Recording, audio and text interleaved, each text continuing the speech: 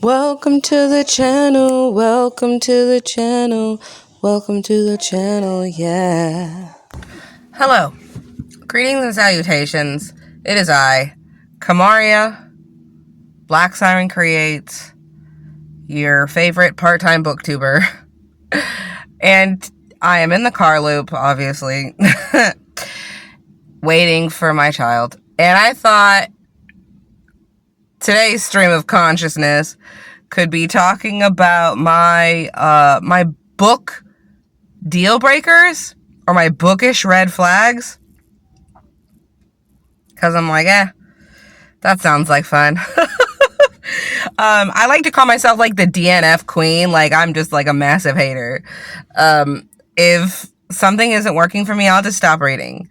And there are numerous things that is like red flag or deal breaker if I'm reading and I come across something that I might have missed in the synopsis or something. Or books I just won't pick up at all because it's like the biggest red flag to me, or deal breaker, really. It's like, okay, that is the reason I'm not going to read this book. Or this is the reason why I'm going to DNF. I have a feeling this is probably going to be like a series because I have a lot of reasons and it could make this video very long. So the first edition is just going to be like general bookish things. And then I think in future videos, I'm going to break it down by genre. Like, so general book deal breaker number 1 is probably if a book gets popular on Book Talk, I'm not reading it. Like, and I'm not saying that like even BookTube is better either. Like, not jumping on that train. Just, for some reason, Book Talk started out being like this place where just nerds could talk about books, and like anything that gets on the internet after a while, it just turns into this weird toxic place. And if a book gets really, really popular on Book Talk, because I feel like people who go to Book Talk a lot for recommendations, like, they don't do the research. They don't try to find, their best book. It's just, okay, I'm going to read what's popular. I'm going to read what everybody else is reading. And I don't feel like the quality of those books, especially lately, ain't it. And then, when I tried not to be such a judgmental, you-know-what, I'm always disappointed. Like, when I read Fourth Wing, I was like, okay, this is blowing up on TikTok, but it's got dragons, it might be good. No, it was not. It was not good. So that's number 1. Number 2, if a book isn't a fantasy and it's over like 400 pages, I'm going to assume that your editor just was asleep. Because high fantasy, I expect, like, you need a lot of world building. A lot of those books, you need like 500 pages because the first half of the book is just introducing like the different world, the magic system, whatever, what have you. But we're talking about like, this is just a regular book. Just literary fiction or historical fiction or like romance. Why does it need to be over 400 pages? Like, what could you possibly have to say? That just means that nobody had their their red pen just Xing it all out. That I'm looking at you, Stephen King. I'm looking at you, Tolkien. Like, I mean, Tolkien's fantasy, but God darn it. Sometimes you don't need, there is such a thing as like too much descriptions. Especially nowadays, when the language is a little different. Like, you don't need a regular book to be over 400 pages. You just don't. You just don't. Fight me. Number 3. comparing books to other books to like sell it, and then you read the book and it's nothing like that. It's like, oh, for lovers of such and such and such and such, and then you're reading the book and you're like, this is nothing like what you compared it to. Like, I feel bamboozled, okay? I feel like, I feel bamboozled, I feel tricked, I feel betrayed. Okay, and that doesn't always mean like it's a bad book, but it's like if you go into something with one mindset, right? And then, because it got comped to something, right? Compared to something that you loved. And then you're reading it and you're like, well, how? Because it doesn't write, the writing style doesn't match, the themes don't match. Like, you just did that to sell a book. And I feel betrayed. Don't like it. Don't like it. And then there are just a couple of things that I, as a reader, just because like of me, that I can't read. I can't read books with child harm because I'm a mom, and excessive child harm, because I read Game of Thrones, but excessive, unnecessary. I can't read books. Like, I tried to read The Midnight Library once, and from somebody who has mental health issues, I was like, nope, can't do it.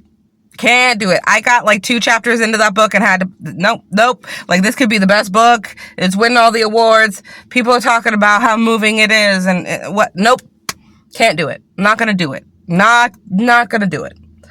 I tried to read like a horror book. I want to say it's like, something of Alejandra. I'll put the picture of the screen, but it was about a mother, and it's based on like the La Llorona, tale of about a mom who, unalives her kids, and I can't read that either. Anything that's like hardcore motherhood, like, because I had postpartum depression really bad after my children, after giving birth to them. So anything that deals with that or motherhood in general, like the kind of negative parts of it, I can't read because it's gonna get me feeling some type of way, and I can't do it. Yeah, no. And then also, and this might ruffle some feathers because, a certain group of people are crybabies, but it's really hard for me to pick up a book written by a hetero white man. Like, just because we've gotten all those, we got so many of those stories, and I prioritize books, of marginalized and diverse voices. And also, sometimes when you're reading books written by heterosexual men, like, especially, I'll stop reading a book if, like, the descriptions of the female characters are icky and they're, like, focusing a lot on, like, their body. And it's like, as a woman, we don't, we're not taking showers and, like, fetishizing ourselves, like, and there are a lot of books written by men that are like that. So it takes a lot for me either to read a book by a man in general, if I'm being honest. It has to be from a diverse, marginalized group. But I read mostly queer and mostly female people of the female persuasion, or non-binary people, or from a marginalized group, because I feel like there's only so many Catcher in the Rye, Great Gatsby, James Patterson that I need to read. You know, you got your John Grisham, you got your James Patterson, you got all your those. I don't need those. I don't need those. Okay? So there will be times where I'll just like literally just either never pick it up or just put it right down. I'm like, oop, that's not happening today. Not happening today. And then there are just like basic stuff like if the writing style is weird, or you know, third person can get a little weird sometimes, because if it reads like a screenplay, like, oh, Johnny walked down the street, Johnny bought a coffee, Johnny looked around, like it's very like da da da da da da da, and it's always like with the person's name. I can't real I third person POV is very weird sometimes if you don't know what you're doing, because you can just make it sound like the sentences can feel very choppy, and it can be so if it sounds too much like a screenplay, like I said, just like narrating too much and not really writing a story, I will stop reading. I will stop. I just picked up one of my like most anticipated reads by one of the authors of How to Lose a Time War, and that book, I loved it. You know, it had two different writers in it, so I didn't know if they influenced each other or whose writing style I liked more. It seemed pretty cohesive as far as, you know, when two people write a book, as the reader, you don't get like the play-by-play of like who wrote what, you know? So I picked up this book with like kind of high hopes, and I started reading it, and I feel like, and I DNF'd it after like a chapter, and I was so sad because I feel like the writing in How to Lose a Time War was really like lyrical, and it was, you know, very flowery, whimsical writing. And then I got to this new one, and it was like diet How to Lose a Time War. It's like the Diet Coke version, you know, it's artificial sweeteners, because it was like I was reading it, and I could see some like glimpses of what we got in How to Lose the Time War, but it wasn't giving. And I just stopped reading it because it was like trying too hard to be that kind of whimsical, lyrical. I feel like it was trying too hard instead of just being that, you know? So it was like, oh, the river was bent like an elbow. And I was like,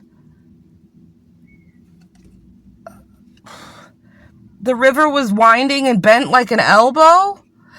It's like, oh, honey, you tried, huh? You really tried. So that was just kind of a disappointment. So yeah, stuff like that is as I'm reading a book, and like you're just, I need to put you down now. So those are kind of a glimpse into some of my, you know, bookish deal breakers. I might do, like I said, genre themed ones. I'm thinking of just doing like a romance one, just because there are so many tropes in romance, and you're just like, yeah, not for me. So let me know some of your bookish deal breakers in the comments, just so we can sip our haterade together. But that's all I have for you today, guys. Bye.